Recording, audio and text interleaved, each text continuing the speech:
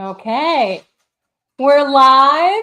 Oh my goodness, I am embracing my Tennessee self here today. My father-in-law gave me this cowboy hat. I saw it in his house and I'm like, he was moving and he had this awesome green sweater. It was like a green and beige and brown and it totally matched this hat. And I'm like, can I have the hat? And he's like, yeah, go ahead. I go, can I have this sweater?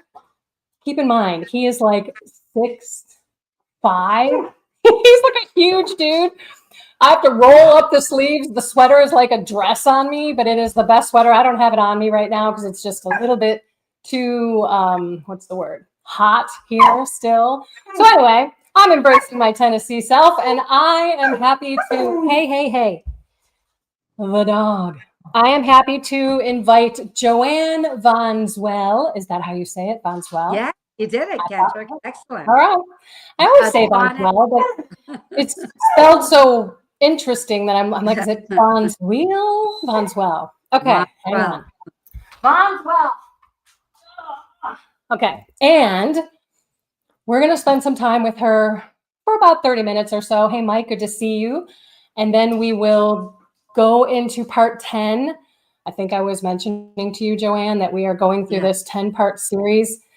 You ought to watch it. It's pretty crazy. It's like how we've been programmed, how we've been lied to. It's just, it's amazing. It's a little raunchy at places. So, you know, I'd have to be careful about that. That's so unusual for you, Kendra. Right? I paid for it. I'm like, okay, I paid $40 to watch this thing. And I'm like, I'm going to do it on my series, you know? So anyway, part 10 is the last part. And it's probably the one that I really don't agree with him on, but I don't want to blow it out of the water for everyone who's going to stay. So JoAnne, I'm just going to share a little bit about how we met. It was shortly after my husband passed away. And I was speaking at an event with Sister Dee Dee Byrne, who everyone seems to know and who she knows everybody. And as we were talking, she's like, you need to speak to JoAnne. And so we got on a phone call.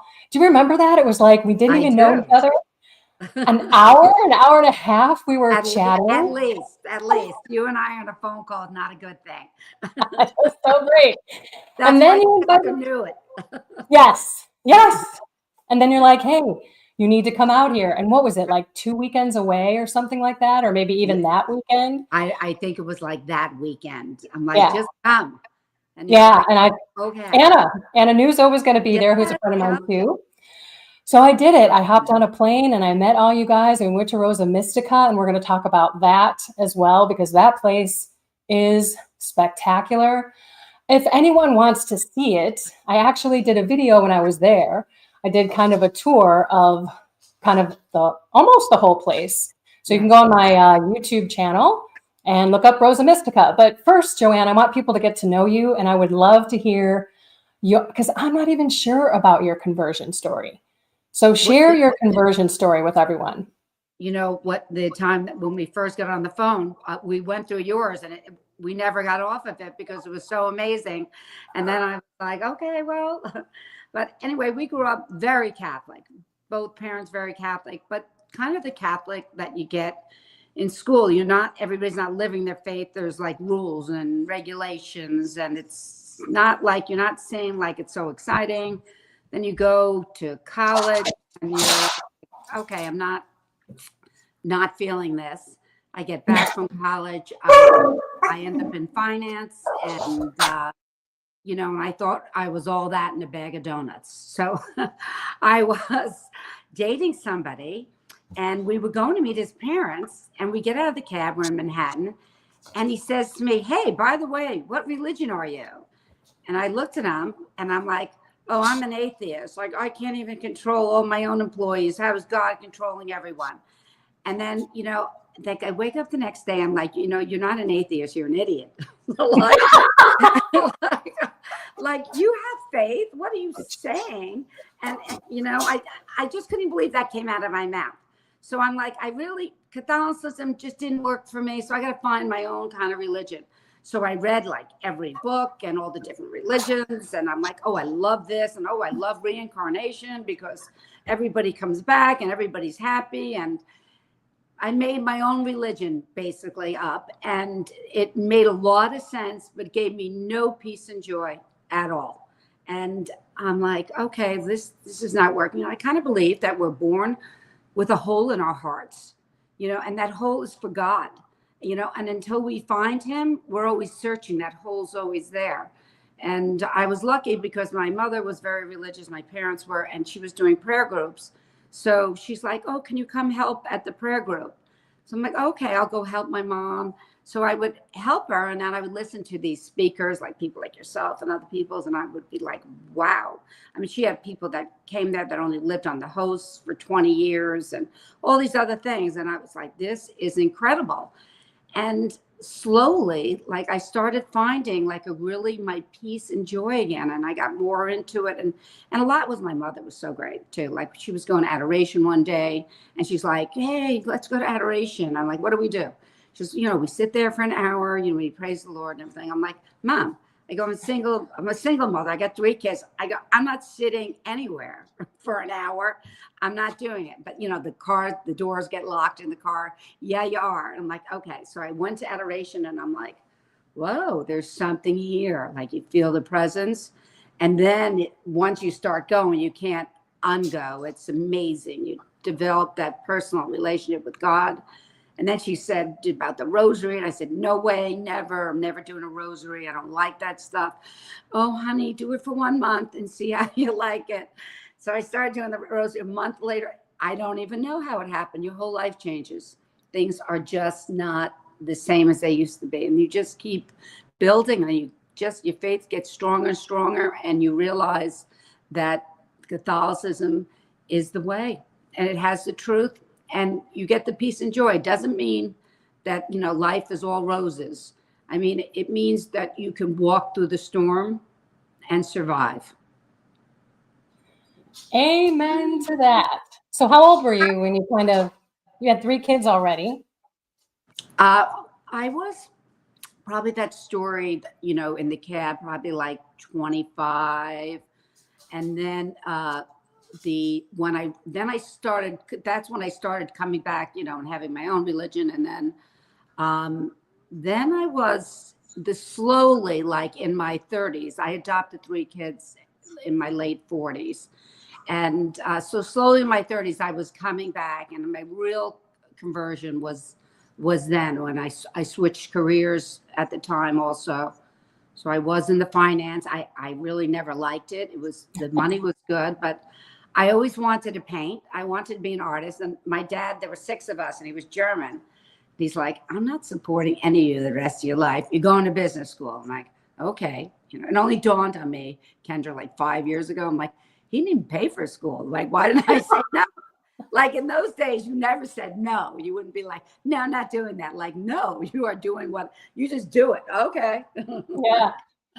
Oh my gosh. Okay. So you're in the financial world. I know the same thing for me. I was in IT. I hated it. It just was good money.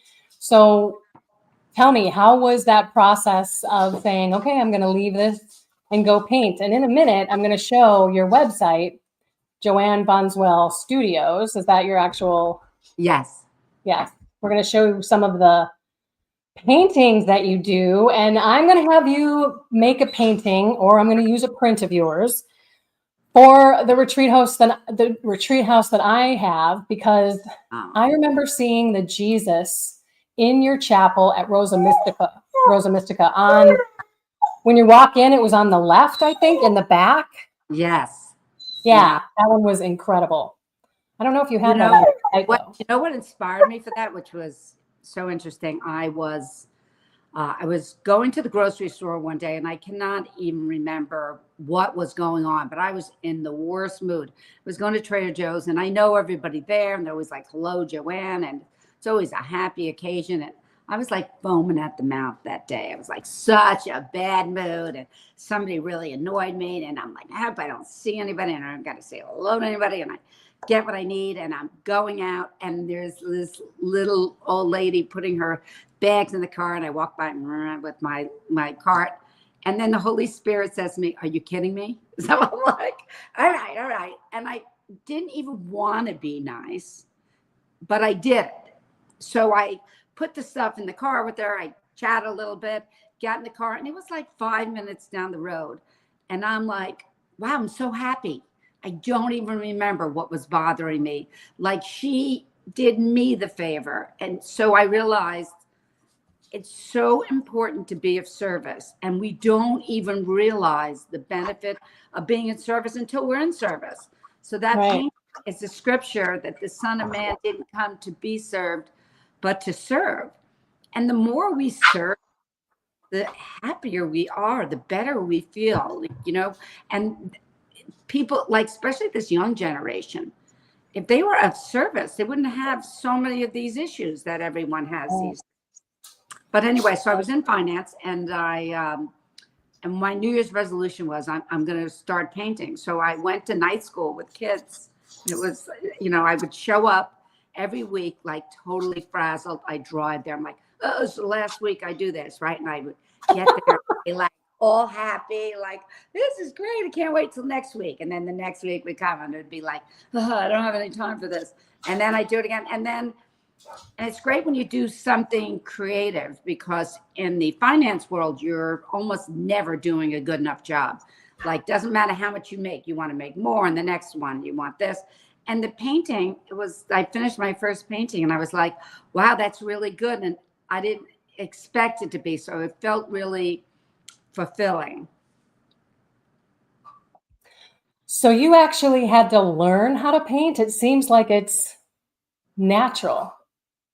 I had to learn how to paint. You know, it's a learned thing. And this was great. You'll love this. Years later, many years later, when I was painting professionally, though, I went to a different art studio to work with somebody else. And the first day I'm in there, he goes, oh, you got a problem. And I go, what is that? I go, I got lots of problems, but which Can you be more specific? Which one do you see? Before I open my mouth, you know? No, so he said, your left and right side brains. So you're too analytical. So he taught me to turn the painting upside down and the reference upside down to trick my brain so I could just paint like what I see, as opposed to this is an eyeball. When it turns upside down, it's no longer an eye. It's lights and darks. And then if I start getting used to that, then I got to turn it on its side. So I see a whole different view. And I don't usually finish it. Like, I'm probably like 80% of the done with the painting before I really start looking at it right side up. So it's wow. That seems so, to me, that seems so counterintuitive. Like, how do you even know if you're making the eye the right size? You know, that's so cool. All right, let me go to your website here. Okay, thanks. And show everyone. All right, so I kind of went to the faith section. You have portraits, abstracts, there's animals. Say that again. There's the Son of Man one I was talking about, the third one in with the praying. Right here. Yeah, you can't see the scripture in the back, but that's. The Son of Man did not come to be served, but to serve. Yeah. He died not. Okay, now I can't read it. Okay, I'm just going to scroll through these for everyone. Now, where can people buy these? You know what? I donate all the religious work to Mystica. So to raise money for Rosa Mystica. So when they can go, we're redoing our website at Rosa Mystica this winter, but they can either get them at the Rosa Mystica shop when they're there, or they can get them online. But we're limited online right now until the season's over. But like some of them are real, like the one with the Our Lady with the American flag wrapped around is very well known. Yes. A copy of it was in every church at one time in Brooklyn and in Queens.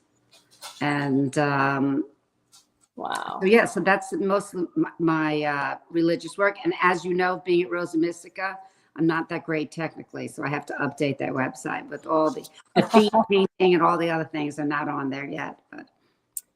So these portraits are, of course, JoAnne, you and I talked about the dogs, and mine is just insane tonight. So I am sorry that she is so loud and just. So are these like real people who have posed? Yeah, they're all. Most of those are commissions. Oh my goodness. So yeah, I love getting the commissions, and so that's all work that I've done over the years. Oh my. That was me, honey. I was whistling. Oh, this is so cute. Oh, that's one of my favorites. Beautiful. Yeah. And it's nice when you do a portrait like that. She has that. Her daughter just graduated high school now, so Oh, really? yeah. She just started college this year, so that's her favorite possession is that painting. Oh. So, great. All right. I just want to keep going on a couple more here because I haven't seen the animals. Now this just comes to you? No, so normally I'll take photographs, before, Okay. and then sometimes like you'll look at like maybe I'll do a photo shoot, especially if I'm doing a portrait from somebody. I'll do like 100 shots, and usually like only one that I like. With the spiritual paintings, most of it I get an adoration. When I'm praying, I'll get like a vision in my head, and then sometimes too, which is really interesting, I'll get a vision, and then I won't know what to put in the background, like the Our Lady of America, Our Lady Queen of America one. I got the vision and I painted it, but I didn't have anything in the background, and I left it in my kitchen. So every time I kind of walk by it, you kind of see what you like and don't like about it, kind of surprise thing. And every time I walk by it, it started singing "God Bless America." I started hearing it in my head. And I'm like, I'm not putting that in the back. It's so hokey, And I walk by, I'm like, I hear it again. And I'm like, what? So I said to the Lord in prayer, I'm like, if you want me to put that in the background, I will, but you have to give me confirmation on that. And a friend of mine walked in, she came in for coffee, and she goes, I love that. She goes, I think you should put the words that God Bless America, the song God Bless America. I go, you kidding me? And I said, okay. So I did. Yes, that one right there. Oh my goodness. Yeah, I went down to see it. Ah, this is so great. Now this is your purgatory one. You wrote a little book on purgatory? Yeah. So the person that got me praying with the purgatory, she had SOS, Save Our Souls. And they used to go through cemeteries a lot of times with candles and everything to pray for people, Darlene Gorski. So at the time, she was I think a court reporter, and she used all of her extra money to make cards with St. Gertrude's prayers. And she's like, I want to hire you to do a purgatory painting for me. And I said, Darlene, I don't think you can afford to hire me, but I'm going to pray about it. And if something comes to me, I'll do it, and I'll let you use the image for free for your ministry work. So not to worry, because I knew she couldn't afford like a commission piece. So anyway, I prayed about it, and I came up with that one. And what I had started doing was I started just like a notebook where I put that image on the front. And then every time somebody died, I'd put their name, the date, and who they were. Because sometimes maybe I would read about a death in a newspaper and it would really affect me. So I put their name in and the date, or if somebody says my mother died, or this person died, or can you pray? So I do the St. Gertrude. So I started a book, and now we sell it at the gift shop at Rosa Mystica, where you do the St. Gertrude's prayer, and then you add in every time somebody dies. And usually in the morning, I hold the book, do the St. Gertrude's prayer, and pray for everyone in the book. And then anytime I add somebody, I usually go through the names of who died. And it's kind of a nice thing too, because you could say, oh, look who died like this month. I can, let people know that you remember that a loved one died. But to get all those prayers in, like it's hard to be consistent and remember everyone. So every morning I get all those prayers, and I'm praying for all those souls in purgatory. And it's really great practice, and it's a really interesting, neat way to put it together. God bless you. Bless me, I always say that. Excuse me, sorry about that. That's great. I have like a little notepad in my phone, so I just type names in there. But I like something that you can write in the date, maybe like a Yeah. story about someone? Because I have people in my purgatory list that, you know, I think when I scroll through, I'm like, oh yeah, that was so-and-so, but I have their Right. name. Sometimes I put in parentheses who gave me their name, but it's nice if you write a little something about them. And Yeah, leave a line, like it's the name, the date, and then there's a line underneath so you can make any notes that you want. And then you yeah, know. that's awesome. Well, good for you for following your passion. I think that's incredible. And to learn how to paint and to paint upside down, just mind blowing. Okay, so tell me, wait, say that again? I love painting, and painting spiritual work is, you know, is amazing. To be able to do that is such a gift, and it helps, you know, with the growth. And at Rosa Mystica, it's wonderful because so many people, you know, buy the paintings, and then you're there, you can sign them. And so Yeah, so speaking of Rosa Mystica, tell us a little bit about that. How did you, well, I know that you run the place, so to speak. What's your yes. official title?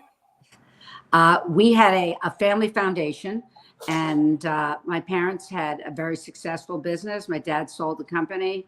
They spent like a year going wild, like, oh, let's buy this, let's do this. And then they looked at each other like, this is really stupid. Like, we need to do something to help propagate the faith. And my mother was very Irish. She's like, I want to only deal with the poor of the poor. So we built convents, novitiate houses, schools, hospitals, educated thousands of seminarians in third world countries. And, you know, when it sounds like a hospital, it sounds gigantic, but a lot of times it would be a one building, you know, in a country in Africa, or a well where they walk 2 miles because they can't, everybody's dying because they don't have fresh water or other things. So we were doing all that, and somebody got us involved on our board with Rosa Mystica. And we're like, no, we don't want to do that. They talked us into it. We acquired it. They're like, don't worry, we're going to run it. Then we're like, okay, you know, you run it. And then they left us with us. So we did we did the Jonas thing, today's reading. We're like, we're so out of here. We don't want this place. So we decided to give it away for free. Like, we don't even want money. We had 80 acres at the time. Originally there was like 150, which we got them all back. But so we go to give it to a priest. The day of the closing, he has a heart attack, totally fine the next day.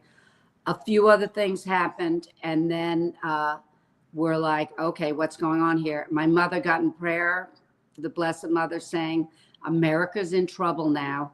This is your mission. So my parents and the family spent the rest until they died building up Rosa Mystica. It was only when we acquired it, just a chapel. People slept in downstairs, where's the gift shop now. There was no plumbing. The original's miraculous statue that we have had so many healings with had been taken out, and we got that back. And we've been building it up all these years. And it's really a miraculous spot, because it wasn't just like somebody built a chapel there. The Blessed Mother appeared to a nun in Italy, and in the apparition, one of the visions, she gave her numbers, and it ended up being latitude and longitude from Italy to upstate New York in the middle of nowhere. So she came, she did prayer, fasting, adoration for a few weeks. And it was said also she had a statue of the Blessed Mother with her, and it levitated and walked to the property. And after 3 weeks, she said, yes, this is where the Blessed Mother wants like a house of refuge built. And where the statue stopped, which is still in the front of the church now, is where the church was built. And originally it was built by some friars in Canada and a priest, and that's who we acquired it from. It was abandoned for years. So so it's a shrine now. Yes. And she was approved, what, a couple years ago? Yeah, I think it was only like 2 years ago, maybe 2023. I don't know. Yeah. 2 years ago. I remember riding in a car hearing about it, and I'm like, oh my gosh. So I had known you and knew it. Well, no, that couldn't have been. Because I didn't know you till after my husband died, which is 2024. Maybe it was 24 then. Right. Yeah. It was after. Yeah, everybody called me up like, "Oh, how come you didn't say anything?" I go, "I didn't know." I mean, like, we were like, what is it? It was the original apparitions were 1947. So it's been all this time. So to get them approved, and you know what's really great? We've never been to Fontanelli and Montichiari. So we're going this April. We're doing a Rosa Mystica pilgrimage over there. Yeah. Nice. And the priest that we have going with us also broke the story on the Hermit of Laredo, if anybody knows that. But he's coming with us, and we're going to Laredo. So, and Sister Dee Dee's coming with us. Oh, nice. Yeah, so it's Nice. a great It's trip. gonna rock. Yeah. So what is the actual story of Rosa Mystica? In 1947, she started appearing to a nurse in Montichiari, Italy. And the apparitions, the first time she came, she was in a purple robe with 3 swords. And that she said basically the priesthood is going to take the road to petition, and that they're going to commit the sins of Judas. They're going to leave the priesthood, and the ones in the priesthood, are going to sin. And so at the time, there wasn't any problems in the church or anything. Nobody liked that message. Even the seer herself said, "But Mother, I don't know any priests that are having troubles or anything else." And it's incredible because the big case that broke in Pennsylvania, that opened up, the whole scandal, it dates back to 1947, if you can believe that. It's incredible that the Blessed Mother saw this coming. And so the next time she appears with 3 roses, and it's for prayer, penance, and sacrifice. And if we do that, too, that we can make atonement for the sins of the church and the sins of people. It's kind of a continuation of the message of Fatima. And one of the apparitions, she came with 2 of the children from Fatima.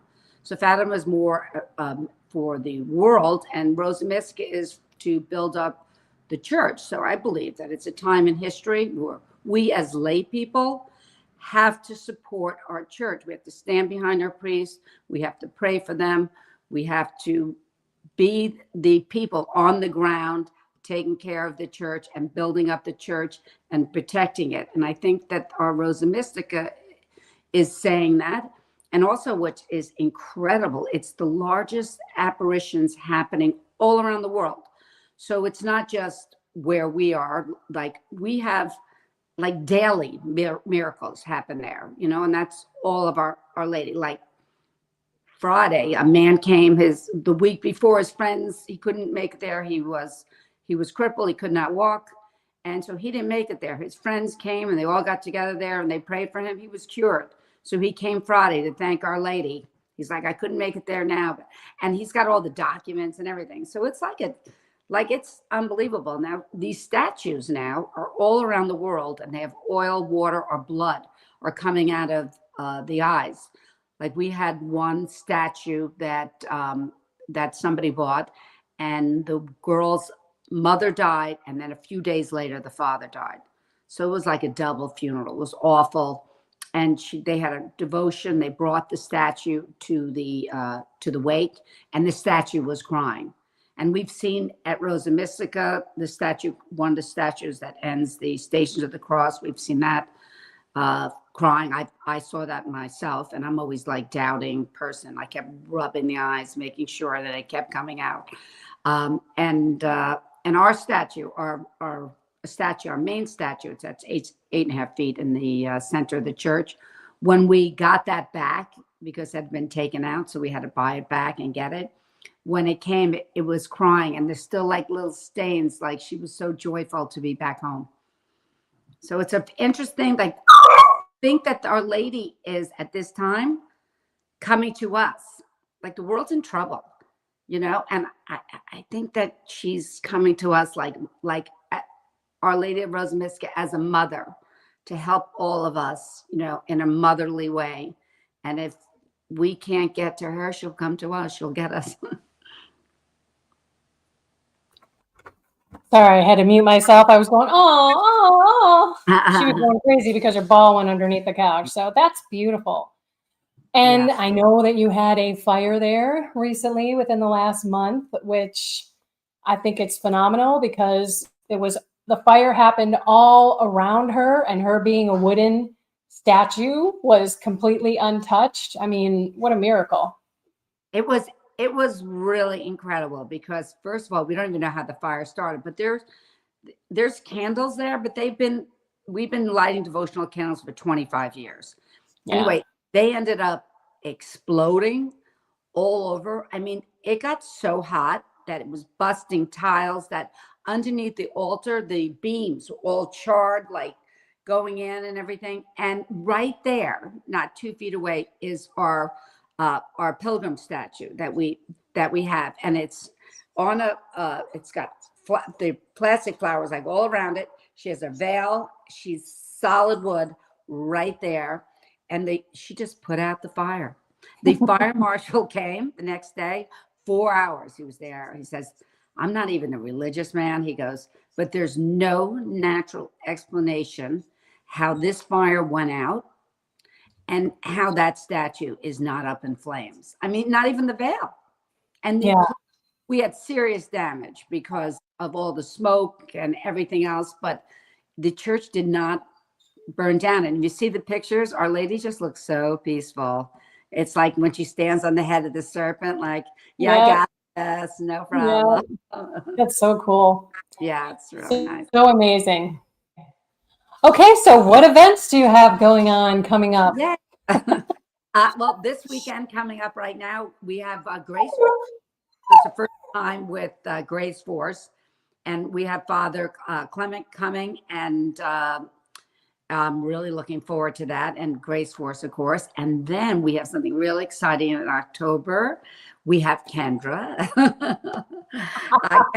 Kendra's coming, and when you came as a guest, and also Alvaro from Uniquely Mary, which such a wonderful, humble man. I mean, you meet him and you just he's so godlike. Yes, he's so sweet. So sweet. And then but he's very smart, and he's not like, like I say, like a lot of words, he says something that's just really spot on. So he's going to be one of our speakers. So we're really excited about that. And with the topic mercy, and then Patrick and Joy Campbell. And I think with all of you too, the 3 speakers have in common, the retreat's about mercy, and God's mercy is different, or Catholicism, the mercy is different, because it's not just being kind to people, it's being that supernatural good to people that, might not deserve mercy. And then this is the shocking part, Kendra, is that God gives us mercy. So we need it. So I think the 3 of you speakers too have come from 3 different backgrounds. I think Patrick and Joy, they have a really incredible story, and they had a son that was possessed. So, and what they've done and how they turned it around, and how they've made that into a ministry. I think the 3 of you together is going to be the dynamic duo, trio, though, actually. And I'm really looking forward to it. And I think a lot of people that have been really excited, and we're still getting people signing up. I think we still have a few cottages maybe available. And it'd be great to have everyone. Yes. So now she's at the door barking, I can't win here. This must be a good thing. So people can find out about all of the retreats that you have. I would highly recommend you going. It's in a beautiful setting, and you have sometimes little cottages and bigger cottages that are available. How many of those do you have? We have like 18 cottages. We have a main house. We have other smaller houses. The most important thing is Rosa Mystica's been called the Medjugorje of America. I mean, you get there and you're like, where am I? Because God's peace is there. Our Lady's there. She chose that place. And somebody came there once who was prophetic. He said that when the earth was formed, the angels knew where the Blessed Mother would need to be in different times of history. And all those locations were before the earth was created, or when the earth was being created. And that these places are a little bit closer, heaven and earth are a little bit closer in it, and you feel it. And like with all the healings and the other things, I know, like, I mean, one of our really great stories is, which is incredible, is that we had a priest from Divine Mercy doing the weekend there, giving a retreat. And Padre Pio, he goes back to his cottage, and Padre Pio, this was only like 3 years ago, shows up in his cottage and gives him direction all night. And then before Padre Pio leaves, Padre Pio says, tell the people at Rosa Mystica that Padre Pio is our spiritual director there. And Mother Leonardi, who found Rosa Mystica, who the nun who came there, her spiritual director when he was alive was Padre Pio, and after he died was her spiritual director was still Padre Pio. So now she's given us that grace where Padre Pio is our spiritual director as well. That's amazing. Yes. I remember sitting in the car. There's a long story with the car, and I was like, "Oh, this is so cool." I don't want to ruin it for everyone. I don't tell everyone what's going on there, but it's a beautiful place. It's a special place. It's a spiritual place. So what is it? Rosa Mystica. If you want to go on the website, rosamysticaofamerica.org, and it gives our schedule. We kind of slow down after the end of October. You can rent cottages during the week, or you can come for weekends, for retreats, or you can come if there's not a retreat going on. You can rent cottages on those weekends as well. And it's just an incredible place. It's not unusual to have multiple priests on the property. I was there the other day, and it was like a Monday. There was 4 priests and a deacon. There were, on the altar, because we have priests come from all over the place, just, for a little bit of peace themselves. So we always open our doors to the priests, and because that's what Our Lady wants. She wants us taking care of our priests. So we're like, come and stay. I love it. I love it. Okay. Well, I want to thank you so much for your time. I've got people that are ready for part 10, but I can't wait to see you in a couple of weeks. I can't wait. I know. It's just a true blessing to have you as a friend, and I'm so looking forward to the end of October just to get out there again, because it's just so fantastic. So for everyone, go to rosamysticaofamerica.org, check it out, book a flight. You won't regret it. That's what you did. What's that? That's what you did. I talked to you and you're like, okay, I'm booking a flight.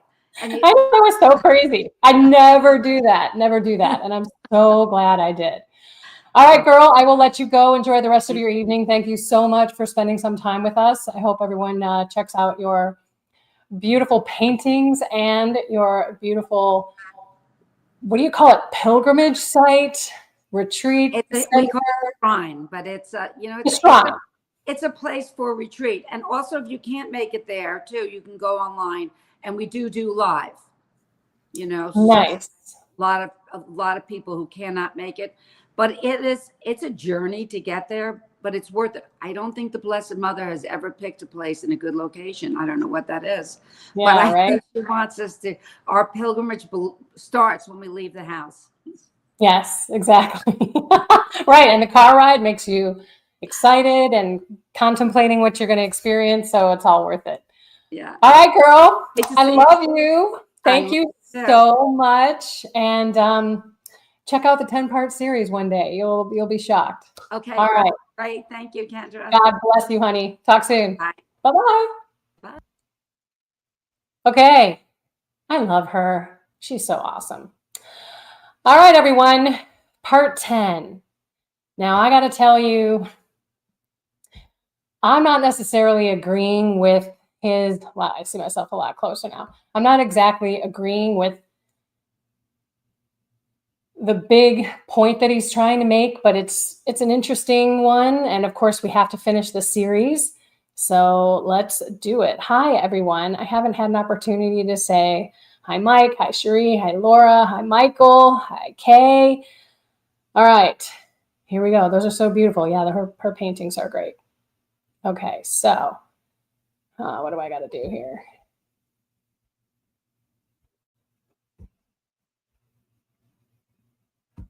Okay. Da, da, da, da. All right, let me go.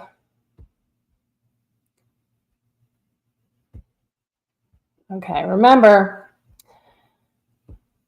we have subtitles, so I got to kind of get this. How do you like this background? You like this better? My feet don't touch the ground, though, so my ankles are swelling. My calves and my ankles are swelling here because I'm sitting on this chair. It's not a high chair, but well, I guess I can do my tippy toes and stuff. But let me know if you like this background a little bit better. I did have to put flowers. Sorry, I'm backwards. Flowers in that thing. I had to do a video for International Week of Prayer, and I'm like, I can't just do the, couch that I normally do. So I came over here, and I thought I'd do that again today. Okay, without further ado, let me get part 10 going. Da, da, da, da. Okay, let me get down to 10 in English. That would be nice. Okay. All right, you ready? Here we go. Regardez l'architecture ancienne. Il ne faisait rien par hasard avant. Tout était aligné, en parfaite harmonie avec la nature. Les structures étaient conçues avec le seul but de générer de l'énergie et de la redistribuer. Et on vous dit que des hommes primitifs ont construit ça. Non, c'est nous les primitifs. On n'était pas des singes avant, on est des singes maintenant.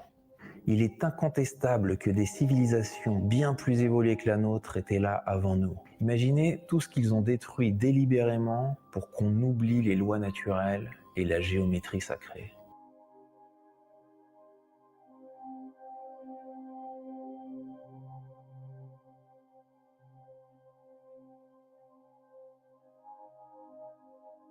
L'énergie était captée au moyen d'antennes, de dômes, de tours.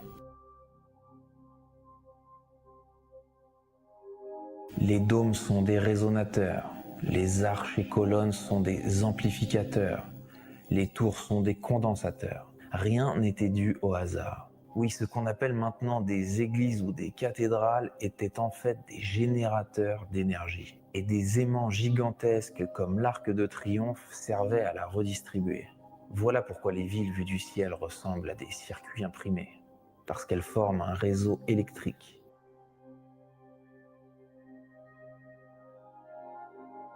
Depuis le ciel, on découvre des villes conçues comme des réseaux énergétiques, alimentés par l'éther, une énergie libre, omniprésente. Chaque rue et chaque bâtiment jouait un rôle précis.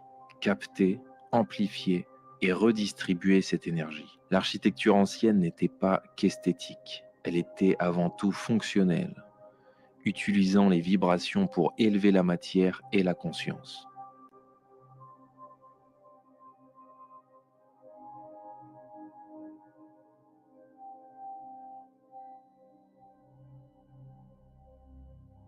Les motifs des vitraux, dômes et arcs des cathédrales ne sont pas décoratifs. On retrouve ces mêmes formes dans la nature, carapaces de tortues, taches de léopard ou ailes de papillon.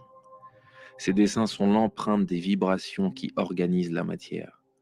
On peut les observer sur de l'eau ou du sable exposés à des fréquences spécifiques.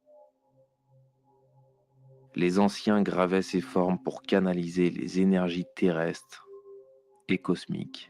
Les cathédrales, loin d'être de simples lieux de culte, étaient des machines vibratoires. Leurs vitraux aux motifs cymatiques émettaient des fréquences capables de guérir et d'élever la conscience. Le mot même cathédrale contient cathode, une référence au circuit électrique. À Chartres, le sol résonnait avec les fréquences naturelles de la Terre, tout comme les colonnes des temples indiens transformaient l'éther en énergie utilisable. Partout dans le monde, des structures comme des pagodes asiatiques, les forts en étoiles ou Borobudur en Indonésie avaient pour but de redistribuer l'énergie libre. Les cloches géantes, comme celle de Dhammasedi à Myanmar, 300 tonnes, étaient accordées à des fréquences curatives et reliées aux pagodes dorées pour générer des ondes électromagnétiques à grande échelle. Ces systèmes soignaient, harmonisaient et activaient des capacités oubliées, comme la téléportation. Aujourd'hui, tout est carré, maison, téléphone, voiture. Ce design piège les énergies, nous oppresse et nous déconnecte, nous poussant vers un monde virtuel et une intelligence artificielle dominante. Et ce n'est pas un hasard si les Rockefeller ont imposé le standard musical à 440 Hz, désalignant nos fréquences naturelles, 432 Hz, et perturbant nos émotions. La 5G, le Wi-Fi et le Bluetooth intensifient cette guerre des fréquences. Avant, certaines fréquences comme le 111 Hz guérissaient des maladies et tuaient les cellules cancéreuses. Ce savoir a été volontairement occulté. L'histoire a été réécrite pour effacer nos véritables origines. Les élites comprennent ces sciences, mais les utilisent pour diviser, contrôler et nous enfermer dans un réseau basse fréquence. Nous vivons sur les ruines d'un passé où les civilisations maîtrisaient l'énergie cosmique. Leur héritage est encore visible dans les structures anciennes, mais on nous a appris à l'ignorer. Vous voyez, la technologie ancienne haute fréquence servait à la guérison et à générer de l'énergie, alors que notre technologie moderne très basse fréquence sert à l'anéantir, à nous rendre malades et nous couper de nos pouvoirs divins, comme la télépathie et l'intuition. Voilà pourquoi les bâtiments du passé sont constamment rayés de la carte, grâce à leurs guerres et catastrophes naturelles. Les contrôleurs qui ont remodelé l'histoire veulent détruire toute preuve de cette énergie libre. L'éther, qui est le 5e élément, la source de toute vie sur Terre. Et ils veulent aussi détruire la beauté et tout ce qui a du sens pour reconstruire des formes simplistes et déprimantes. L'architecture moderne est en fait une arme, une expression de la haine envers l'humanité. Pourquoi pensez-vous qu'ils ont inventé le brutalisme? Pour qu'on soit aliéné, dépourvu d'énergie et de créativité.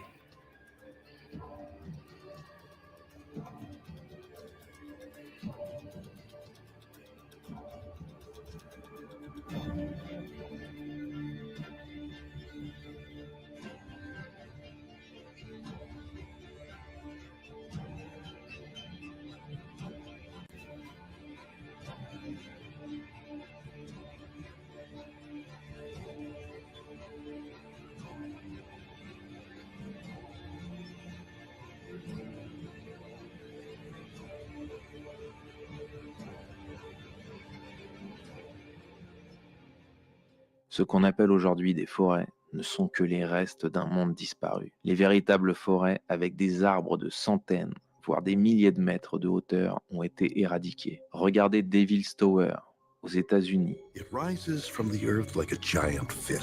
ou la chaussée des géants en Irlande. Ce que la science appelle des colonnes de basalte n'est rien d'autre que des souches d'arbres fossilisées. Les colonnes hexagonales de ces structures suivent une organisation naturelle et précise.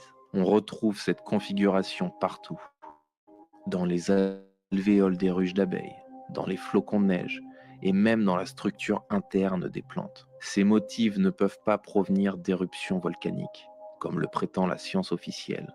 It is made of volcanic-type materials. The Giant's Causeway were actually formed by a volcanic event more than 50 million years ago. Ce sont des preuves de structures vivantes. Donc ces formations ne sont pas des montagnes ou des falaises, mais des souches d'anciens arbres géants. Et ces arbres étaient bien plus que de simples végétaux. Ils généraient de l'énergie, produisaient de l'oxygène et servaient de centre de données naturelles, agissant comme des antennes vivantes. Les forêts géantes ont été détruites par des machines colossales et des explosions, exactement comme montré dans le film Avatar.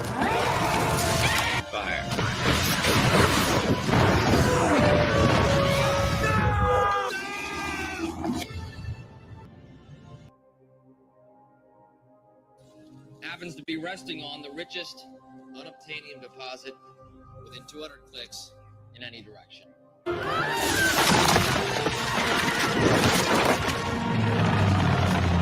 Des formations comme Table Mountain en Afrique du Sud ne sont pas des montagnes naturelles. Leur forme correspond au processus industriel de compactage ou de découpe. Ce sont les vestiges d'une exploitation massive de la Terre. Ce qu'on appelle aujourd'hui canyons, comme le Grand Canyon ou les Blue Mountains en Australie, sont en réalité des déchets miniers. Les déserts comme le Sahara ne sont pas naturels, mais des zones où la terre fertile a été entièrement retirée. Les arbres fossilisés découverts dans des parcs comme le parc national, la forêt pétrifiée, contiennent des matériaux semi-précieux.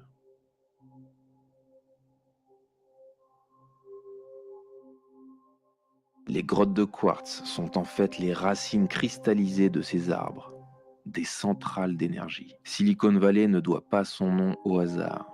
Le silicium est un matériau de mémoire, utilisé pour stocker des données. Ces anciens arbres en silicium fonctionnaient comme des mémoires vivantes, connectant la planète à une énergie cosmique. Ce monde a été remplacé par un réseau artificiel, centralisé et exploité. Là où les arbres diffusaient une énergie vitale, la Silicon Valley centralise cette ressource pour la transformer en données et en contrôle. Les élites ont transformé la Terre en un désert et une décharge.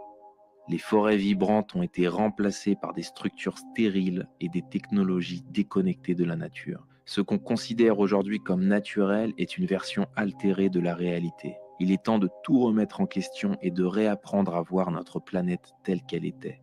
Un organisme vivant, vibrant et interconnecté. Un grand reset a déjà eu lieu, il n'y a pas si longtemps que ça. Et l'étape suivante est de nous faire fusionner avec la machine. Devenir des cyborgs sans cervelle dominés par l'intelligence artificielle. Si ça paraît encore loin, regardez ce qu'il peut se passer en une seule génération. Si vous avez mon âge, vous avez vécu sans téléphone portable. Vos parents vous disaient de ne pas rester trop près de la télé. Alors que maintenant, les jeunes générations naissent avec l'écran dans les mains. Leurs parents portent des masques et scannent des QR codes pour sortir dehors.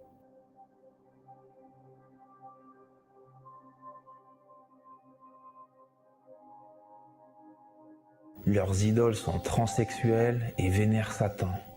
C'est ça la normalité pour eux. Ils vont donc accepter le reste, parce que l'homme s'habitue à tout et accepte les histoires officielles sans rien questionner. Darwin avec la théorie de l'évolution, Copernic avec l'héliocentrisme, la NASA avec leurs effets spéciaux. Si vous ne le savez pas, NASA veut dire tromperie en hébreu.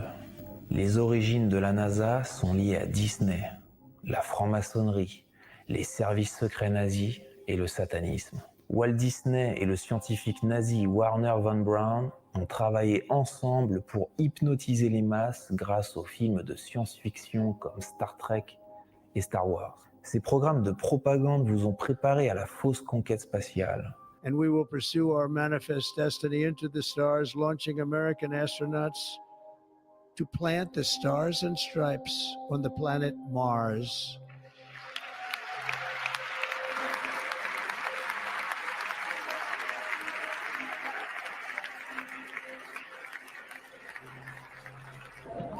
And we're going to take Doge to Mars.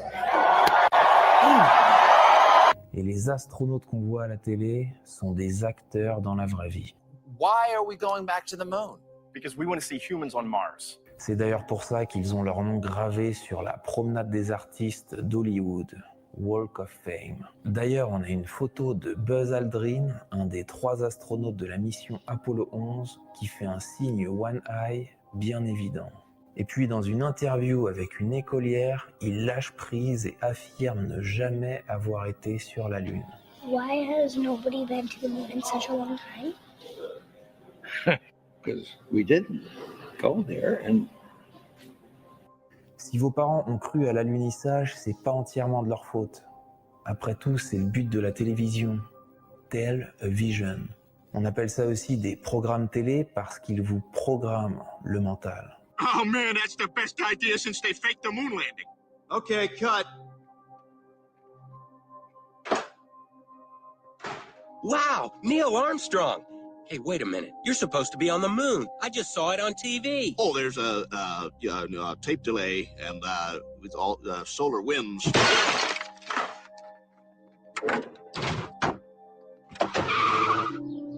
Donc le premier pas sur la Lune avec l'aide de Stanley Kubrick et de la CIA, la pilule est passée. I think you were scammed. Yes, 100% agree. Hey, everybody! Happy Thanksgiving! Hey, happy Thanksgiving, peeps. Hey, What's going on, Joe? I need a good lie. Oh, okay. How about the whole man walking on the moon thing? You know, you can see the strings, people. Kubrick directed the moon landing in a Hollywood studio. Cool story. D'ailleurs, Kubrick nous a laissé un indice dans son film Shining.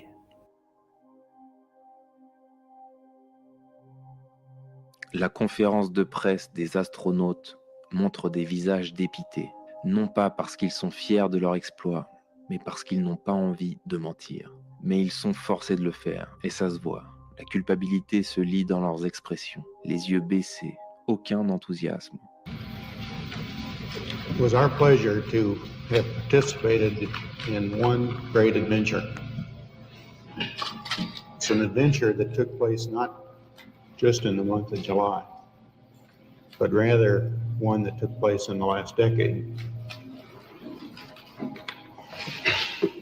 Ce n'est pas l'attitude de héros qui auraient accompli l'un des plus grands exploits de l'humanité. On dirait qu'ils ont été condamnés pour un crime.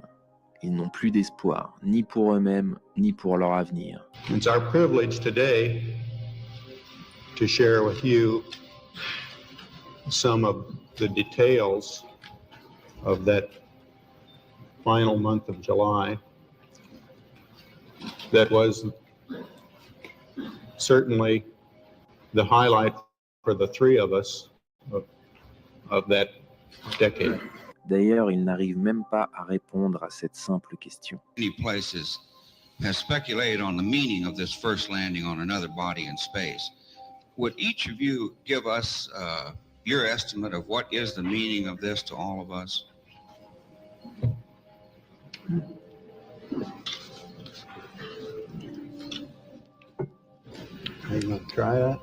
Et ils disent aussi ne pas avoir vu d'étoiles depuis l'espace. We were never able to see stars from the lunar surface or on the daylight side of the moon by eye without looking through the optics.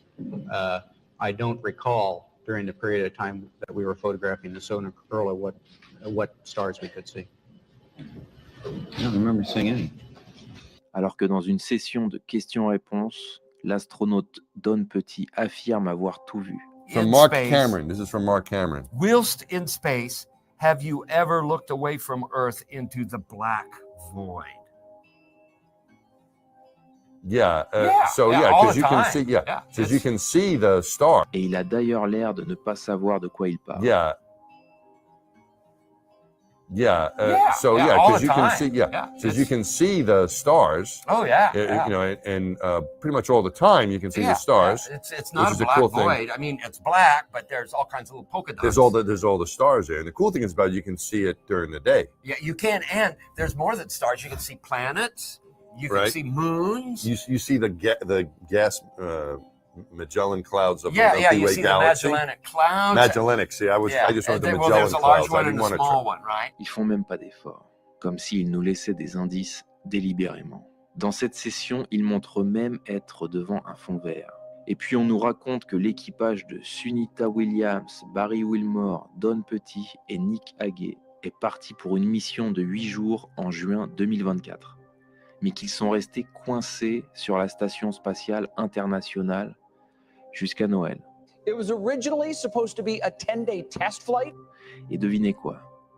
Ils avaient prévu leur chapeau de Noël. Is this going to be a movie one day? It feels like it is right now. So from all of us to all of you, Merry Christmas! Sérieusement, qui part pour une semaine en juin avec des accessoires pour décembre? Ce n'est pas une mission spatiale, c'est un spectacle.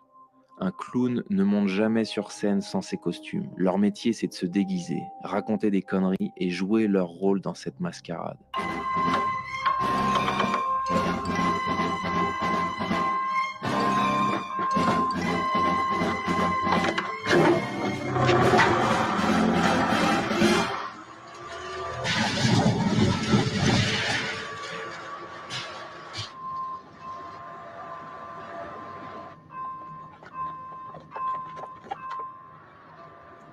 It's gone berserk. Voilà pourquoi tout ce qui est lié à l'espace est incohérent. Parce que tout est faux. Regardez les photos officielles de la Terre au fil des années. Les continents changent de taille comme s'ils étaient élastiques. Les astronautes eux-mêmes sont incapables de garder leurs histoires cohérentes.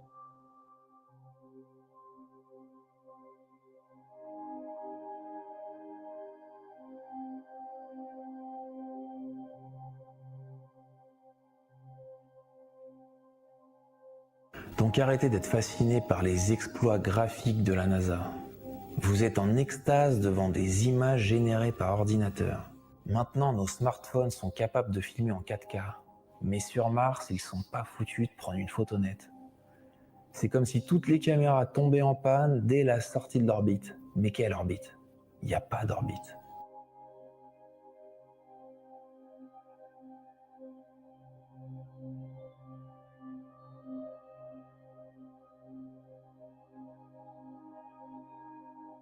Et s'ils ont autant de mal à retourner sur la Lune après plus de 50 ans, c'est parce qu'ils savent que cette fois, leur spectacle risque de ne pas fonctionner. Voilà leur excuse. I'd go to the moon in a nanosecond. The problem is we don't have the technology to do that anymore. We used to, but we destroyed that technology, and it's a painful process to build it back again. Oh yeah. Et quand on voit les images de l'alunissage indien du mois d'août 2023, on se demande à quoi ils pensaient. India has. Les graphismes ne dépassent pas ceux d'un jeu des années 80. Au final, ils n'ont pas vraiment fait mieux que les Américains il y a 50 ans. Je trouve ça incroyable que les gens continuent de croire que les 3 astronautes américains se sont posés sur la Lune à l'aide d'une boîte en carton, pleine de scotch, de feuilles d'or et de tringles à rideaux. Pour ceux qui ne s'en souviennent pas, le président avait quand même prétendu appeler la Lune avec un téléphone à roulette. Et tout ça sans interférence. On était en 1969, donc la population n'était pas encore très méfiante. I just can't tell you how proud we all are. Proudest day of our lives, and for people all over the world. Thank you, Mr. President. It's a great honor and privilege for us to be here. Il avait même une photo de la Terre prise depuis la Lune à côté de son bureau, avant d'aller sur la Lune, on est d'accord? Donc ils pouvaient appeler la Lune en 1969, mais en 2023, ils ne sont pas capables d'avoir une caméra embarquée. C'est parce que la conquête de l'espace se passe dans votre imagination. Il n'y a nulle part où aller, comme dit la chanson des Red Hot. D'ailleurs, sur la tombe du CEO de la NASA, il y a le psaume 19 de la Bible mentionné. Les cieux déclarent la gloire de Dieu et le firmament montre son ouvrage. Le même firmament qu'on voit d'ailleurs sur toutes les cosmologies anciennes.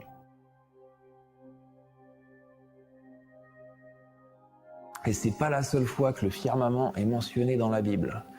Il suffit d'ailleurs d'ouvrir la première page de la Genèse, et Dieu fit le firmament et sépara les eaux qui étaient au-dessous du firmament, d'avec les eaux qui sont au-dessus du firmament. Et Dieu dit que les eaux au-dessous du ciel se ressemblent en un seul lieu, et que la terre sèche paraisse. Et il fut ainsi. Et Dieu appela la terre sèche terre, et le rassemblement des eaux, il appela mer.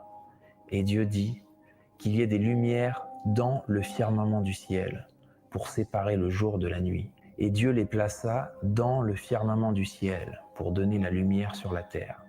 Alors mon but n'est pas de promouvoir le christianisme, parce que je sais que les religions ont été créées dans le but de nous contrôler.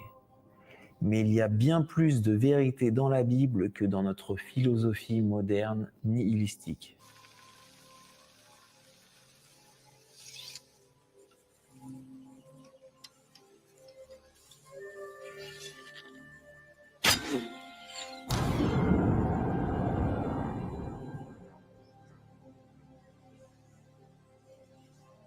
Force field. It's a dome. We're at the edge of the arena. It's a clock. Oh my God, it's a clock. Wires, you're a genius. You're a genius.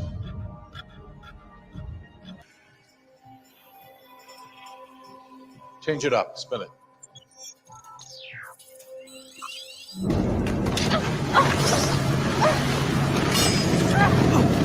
Nos ancêtres ont toujours vu la Terre comme plate et stationnaire, avec un soleil et une lune locale situés à l'intérieur du firmament, comme nous dit la Bible.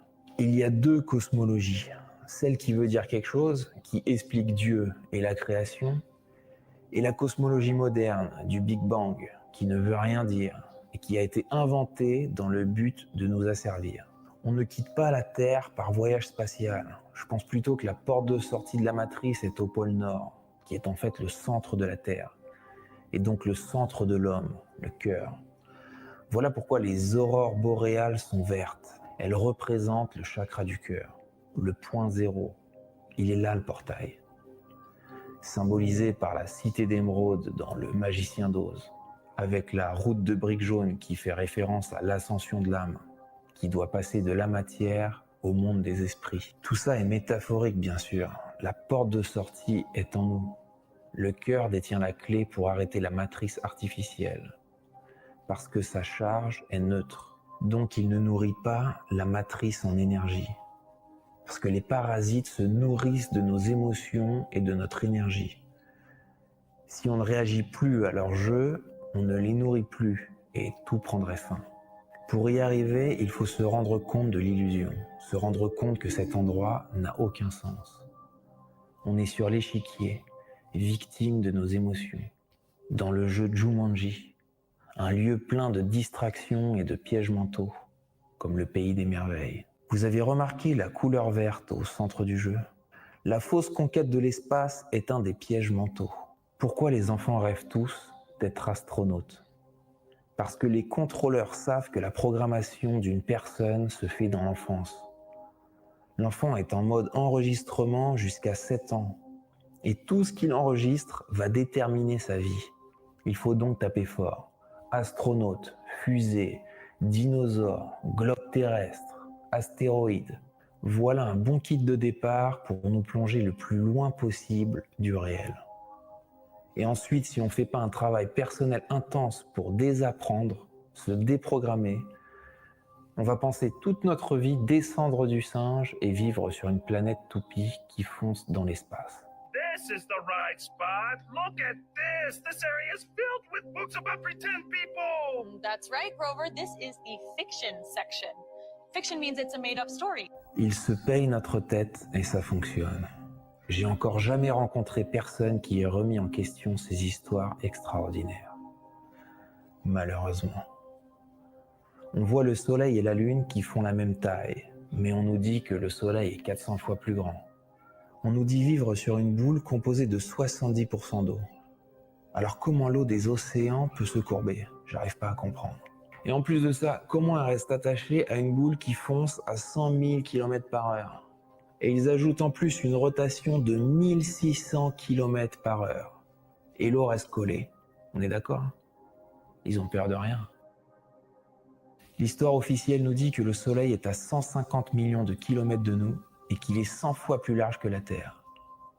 Alors qu'il suffit de regarder ses rayons pour comprendre qu'il est très proche et pas très grand.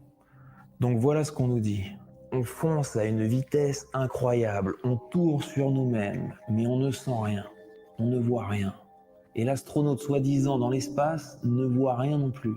Du coup, où faut-il être pour voir quelque chose? Je vous laisse réfléchir. Je me souviens de cette scène dans Armageddon, assez improbable, où jusqu'à ce qu'il se pose sur l'astéroïde, tout va à une vitesse fulgurante. Et dès qu'ils sont posés, tout semble statique. Je sais pas pour vous, mais moi, ça m'a pas laissé indifférent. C'est incroyable tout ce qu'on nous raconte. Et quand on regarde le ciel, on voit toujours les mêmes étoiles, avec Polaris au centre. Comment est-ce possible, du fait qu'on fonce aléatoirement à 100 000 km/h? Vous voyez, je ne pense pas qu'on vit sur une boule toupie. Mais je comprends pas, vous vous dites éveillé pourtant. Vous parlez constamment d'âme, de conscience et de réincarnation. Mais contradictoirement, vous mélangez ces concepts avec la cosmologie moderne du globe qui supprime l'idée de Dieu et de la spiritualité. Les gens montrent la petitesse et l'insignifiance de l'homme dans ce gigantesque cosmos. Avec vos photos We Are Here, votre message c'est ça, non? On n'est rien, on n'est pas important, on va tous crever, donc on peut se détendre. Et on en revient au fatalisme. Alors dans ce cas-là, pourquoi pas aller danser à Burning Man? Si on écoute les scientifiques, nous sommes le produit d'un accident cosmique. Nos origines viennent du hasard. Notre existence même tient du miracle. Il n'y a donc pas de créateur, on est d'accord? Pas de conscience divine. Ils ont réussi à vous faire aimer des personnages comme Einstein et Hopkins qui vous ont vendu l'idée que l'homme n'a aucun libre arbitre. Dites-moi, où est la conscience dans tout ça? Si la matière est l'ultime vérité, vous avez été programmé à diminuer la vie de l'être humain et dire à quel point il est mauvais pour la planète. Le culte du scientisme vous a vendu une perspective nihiliste, physique, étroite d'esprit de la réalité, pour qu'on ne soit pas au courant de notre vrai pouvoir et du fait qu'on est au centre de la création. Il n'y a pas d'univers sans conscience, parce que c'est la conscience collective qui crée l'univers. L'univers est mental. Et c'est pour ça qu'il gouverne notre mental avec le gouvernement. Gouvernement. Donc à quoi bon dire que la Terre se portait mieux avant les humains, s'il n'y a pas de Terre sans nous? Toutes leurs théories servent à cacher le fait que nous sommes des êtres électromagnétiques en total contrôle de notre destin et celui de l'humanité. Et pour qu'on ne soit pas en contrôle, ils distraient notre mental avec les divertissements. Vous comprenez maintenant? Et comme ça, ils contrôlent notre réalité. La Terre est le cœur de l'humanité. Voilà pourquoi Earth est l'anagramme de Earth. Elle est le reflet holographique de ce qui est en nous. Le monde que nous voyons est une simulation déterminée par notre propre conscience. Earth est aussi l'anagramme d'éther, l'énergie libre et gratuite que j'ai mentionnée plus tôt.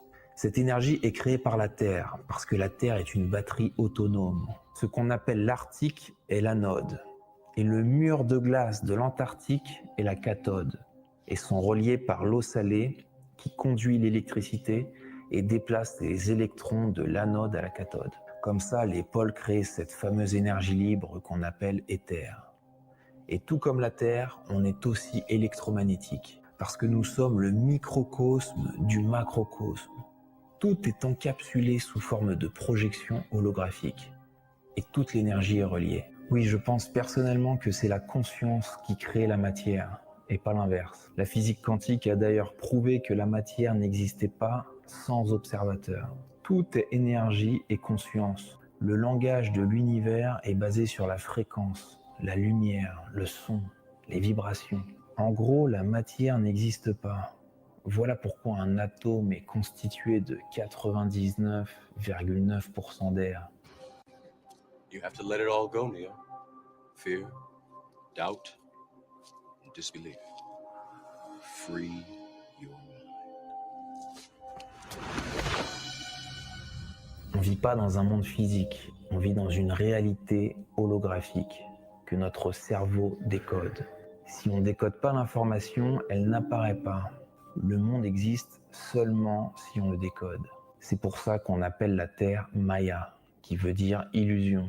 Donc oui, la Terre est le reflet de la conscience collective. Collectivement, on crée notre réalité. Du coup, si tout va mal autour de nous, c'est parce qu'ils ont manipulé nos croyances, donc nos perceptions. D'où l'importance des médias, l'éducation, la religion, la science, la politique et tous les outils qui manipulent notre perception et nous polarisent. Pour briser les chaînes programmatives, il faut briser les lois occultes.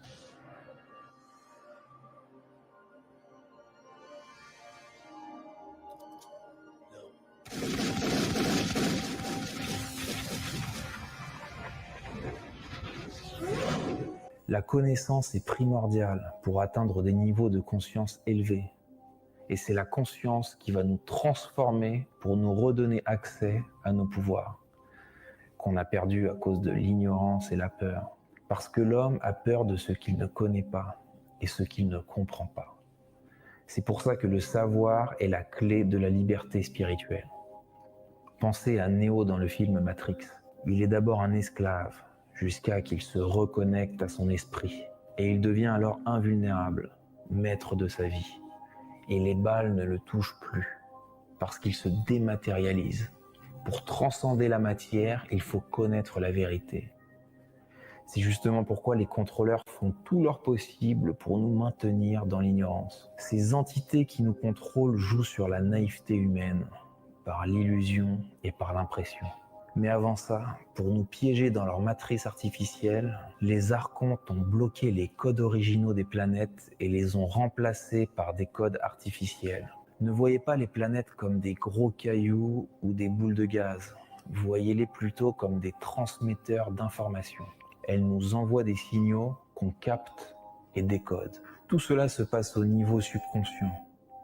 Au niveau conscient, les codes apparaissent comme de la matière. La planète qui contrôle le temps, la limitation et la mort est Saturne. Voilà pourquoi c'est leur planète préférée. Saturne, comme tous les autres luminaires tournants, est un point de fréquence et ils l'utilisent pour nous garder prisonniers. Le mot Satan vient d'ailleurs de Saturne, le dieu du temps et de la mort.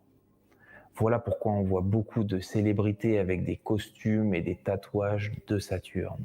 Et ils nous ont manipulés pour qu'on vénère ce dieu et qu'on célèbre notre captivité. Ils utilisent le cube noir pour symboliser Saturne. Et toutes les religions qu'ils ont créées vénèrent ce même cube. On a un exemple assez flagrant avec la Kaaba de l'islam ou le Téphilim du judaïsme. Ils ne le savent peut-être pas, mais ils célèbrent le fait d'être des esclaves emprisonnés dans la matrice. Voilà pourquoi les religions ont été le meilleur outil d'asservissement depuis des millénaires, alors qu'en réalité, il n'y a personne à vénérer. Le vrai Dieu est pure conscience. Donc arrêtez de vous mettre à genoux. Vous faites qu'informer l'univers de votre impuissance. Quand on prie, on devient une proie. On se met en position de soumission et de demande, alors qu'on n'a rien à demander, parce qu'on est le Créateur. Ceux qui prient ne connaissent pas les lois occultes et se pensent insignifiants. Un être conscient connaît son potentiel et sait qu'il est dans un jeu matriciel, dans une sorte d'ordinateur quantique. On est bloqué à l'intérieur du cube à cause de nos fausses croyances, dans l'hologramme saturnien, qui est la projection de la matrice. Leur but en créant cette planète prison était de siphonner notre énergie. Parce que, comme je l'ai mentionné, le corps humain est électromagnétique et ils ont besoin de notre consentement avant de pouvoir nous faire quoi que ce soit. D'où l'idée des vampires qui ont besoin de votre permission pour rentrer dans votre maison. Et grâce au contrôle mental, l'homme a accepté sa servitude, inconsciemment. Vous vous souvenez du lapin blanc dans Matrix? Il symbolise le fait qu'on est tous esclaves de cette simulation. Et le seul moyen de s'échapper est en sachant la vérité. Comme lui dit Trinity. What is the matrix? The answer is out there. It's looking for you. And it will find you. Déjouer le jeu de la matrice passe par l'information. Car l'ignorance est un des principaux outils qui permettent aux contrôleurs du jeu de nous tenir dans les illusions orchestrées de la matrice. La plupart des gens pensent que leur âme est venue ici pour acquérir de l'expérience. Je pense que c'est une vision optimiste New Age très naïve. Si on était vraiment libre de choisir, on devrait pouvoir transitionner vers d'autres plans quand on veut, et non pas attendre de mourir ici dans la peur et la souffrance, pour se faire ensuite recycler. Quel est le but de cette expérience si on recommence des vies différentes, un nombre illimité de fois, sans rien se souvenir? Comment évoluer si dans chaque vie on se retrouve avec un jeu de cartes différent? On doit retourner à la source, à notre corps originel, et pas à ce cycle de mort et de réincarnation. Je pense qu'il est temps de quitter la roue du samsara. Il faut se rendre compte du jeu absurde dont on est victime. Parce qu'ici, personne ne gagne. Si on était au courant de combien de fois on est venu faire la même chose dans cette simulation, à tourner en rond dans une boucle spatio-temporelle, un scénario de hamster quand on y pense. On est sur un tapis roulant spirituel qui nous donne la sensation de mouvement, mais qui au final ne mène nulle part. Voilà pourquoi il est fondamental de connaître les intentions des contrôleurs si on veut avoir une chance de s'en sortir. Parce que pour sortir d'ici, il faut prendre conscience de ce qui se passe. La conscience est notre arme la plus puissante pour neutraliser ce parasite qui nous infecte. Elle va nous permettre de changer notre fréquence et de quitter cette cage virtuelle. Mais grâce à l'absurdité des derniers événements et à leur propagande grotesque, leur intention devient de plus en plus évidente. Ce qui crée une prise de conscience collective. Oui, la plupart des gens restent endormis, mais ne vous en faites pas pour eux. Ils font partie de la simulation.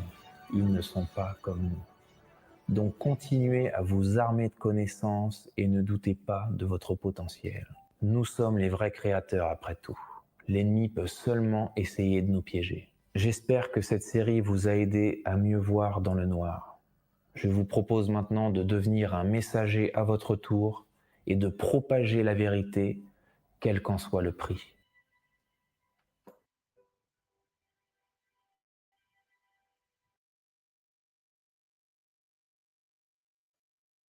Okay. Well, I clearly don't believe believe the end.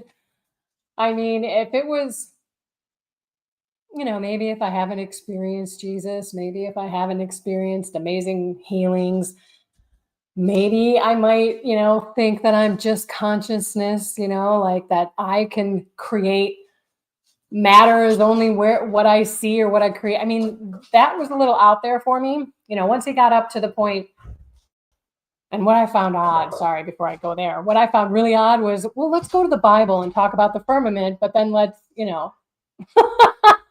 take that aside and, say that we are our own gods. That's kind of what I felt like there. I did agree with the fact that we have to not allow our emotions to get away from us, because when we fall into temptation and when we are angry and when we're not the spirit, within us, God within us, I believe that the evil realm feeds on that.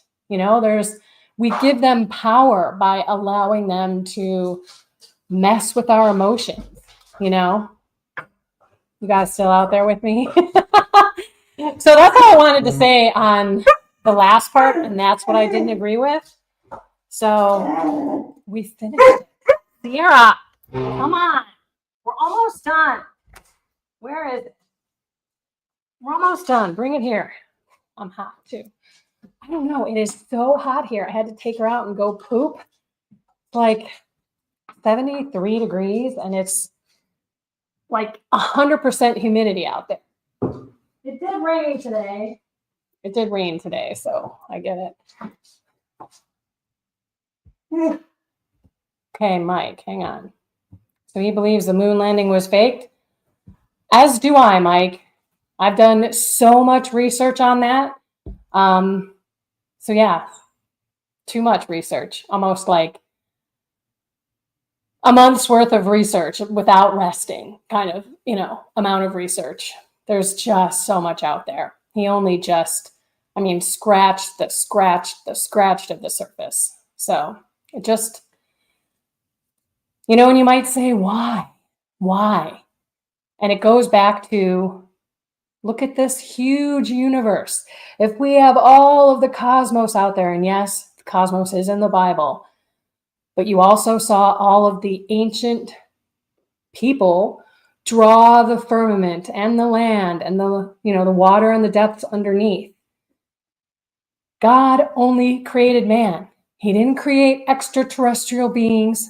There aren't spaceships out there. If there's any kind of extraterrestrial beings, it's demons that we have out there. And honestly, the demons that are in the elite of the world want us to think that we are so minuscule, that we are, you are here, you saw all of those. And on top of that, I think it was a time where the Russians were trying to go and we were trying to go. Just go look at the actual rocket and go look at the thing, when they took off. There's just so much, like footprints that didn't match the bottom of the astronaut suits. It's, zero delay on a phone call from 1969.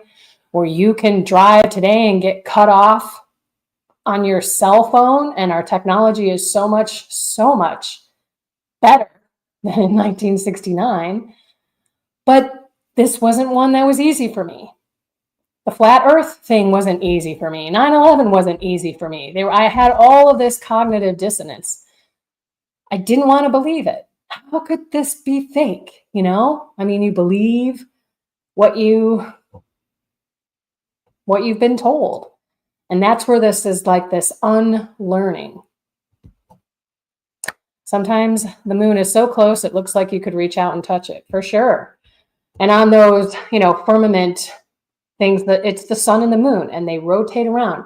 On top of that, if you look at your flights and you look at a globe, none of the flights make any sense unless we're on a flat earth. Why would you on a globe go here to go there, but on a flat earth, it makes total sense? You might say, why? It's control. It's, again, to make us feel like we are just this little person. I've felt that way. I mean, sometimes, I would even think, oh, God's not going to listen to me. I'm only this one person. He's got bigger things to deal with, starving people over here and communists over there, I even believed it. But God is omnipresent everywhere all the time. Yes, I agree. There's no such things as extraterrestrial beings, that is for sure. I just implore you, if some of these things, you don't believe, I'm not telling you to believe it. All I'm telling you to do is some research. There is so much out there. So much out there. It's just a matter of clicking. A lot of things are on Instagram. And I would go to Instagram, type in the search, fake moon landing, 9/11. I mean, we've just been lied to. And why? Because that's what they do. You are the sons and daughters of the evil one, the liar, the murderer, the destroyer. They get off on it, they get energy from it, and it's a form of control. I don't believe that it's consciousness. I truly believe in Jesus Christ as our Savior. His religion, Christianity, was not a religion that has been here forever. I do believe that maybe other religions were created to, I think even New Age was created. You look at any exorcist and he will talk to you about the evil of New Age. So, we have a conscience, but it's the Holy Spirit. Let your conscience be your guide. Yeah, that's the Holy Spirit in you, telling you which way to go. And many times we ignore it and go the other way. Or as we're going on our journey, we're like, okay, I hear you. I'm going to do this. Okay. This is a late one. I did not pray my rosary today. It has been a crazy day. Membership team, I'm going to get you the Monday motivation tomorrow, I promise. So I want to let this go. I just want you to think about all of this, pray about it, do some research. I had total cognitive dissonance. I was like, there's no way. How could they lie like that? How could people believe it? How could they keep that from us? NASA in Hebrew means to deceive. I just want you to think about it all, look it up, and then come to your own conclusion. This was just one of those things that I thought, you know what?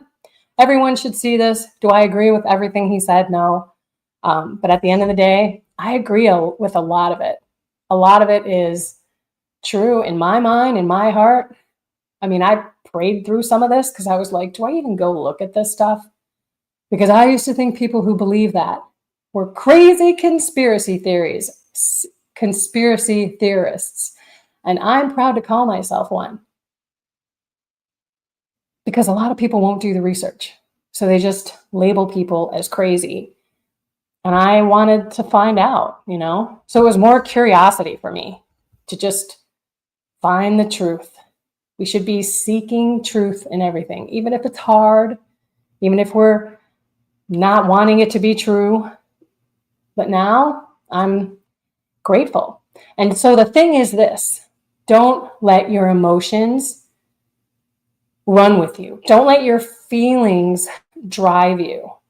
Just be factual about it. If you don't believe that the earth is flat, go do some research on it. I mean, there are some crazy things about how we spin and that come out to 666 all over the place when you take the kilometers and you convert it into miles. I mean, it's kind of funny, actually, how in their face it is. So I just have you go do your own research. I'm glad that you guys went through this 10 parts with me. I saw it and I'm like, you know what? Let's go there. So we are done and we will come back to just regular Monday night live with me. All right. Oh, hang on. Laura, got one more. Thank you, Kendra. We live in a fake world, but we know the truth in Jesus Christ. Amen. And that's one thing that I disagree with him on. Just found it funny that he went to the Bible to see the firmament and then went on with all this consciousness. Plus, honestly, I didn't even understand. I'm like, how can it be that if we don't perceive that matter is there, that it's not there? I mean, I don't know. If I don't see a chair and my pinky toe hits it and I stub it on that thing, I know it's there, even though I didn't see it. Just crazy. It's so deep. Just live your life, for sure. But if you have a curious mind like me, that's how I was when I first went to confession. And I was like, I got to find out everything I possibly can about this Catholic faith. And it became kind of like an obsession for me. I certainly don't know all of it, everything. There's no way. But I mean, it was like constant research, constant understanding, constant prayer. And then things like, oh, now I understand what we believe and I know why we believe it in my heart. Instead of just learning it like it was a subject in school, I started to understand this is why we believe what we believe. Okay. All right, everyone. I love you all so much. Find something more with God, soul, mind, and body. Have a blessed and inspired night. Sleep tight.